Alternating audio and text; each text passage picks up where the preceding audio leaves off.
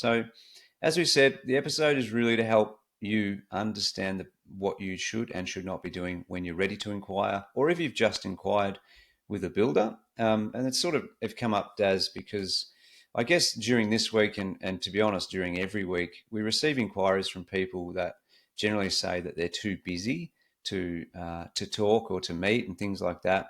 And they put one of them that triggered this discussion was people. A lot of people would inquire with builders saying, "We just want to do this over email. We don't want to talk to you. We don't want to meet you. We want to do it on email."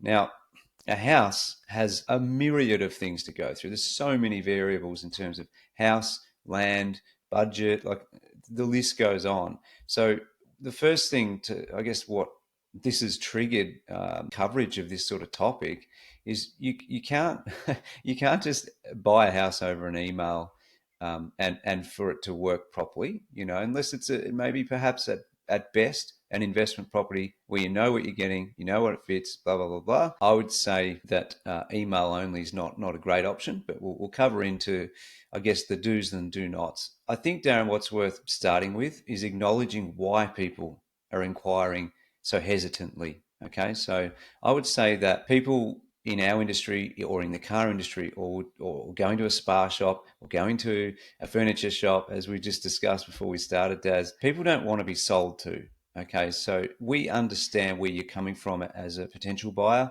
or as someone who's going through the process and trying to learn, as much as you can, which, like a podcast like this is helpful, or builder websites with information. Like, go and grab all that information and educate yourself as much as possible. But at some point, you will need to talk to a builder. They're the ones who are going to fast track the information and outline the nitty gritty of what you actually do need to know.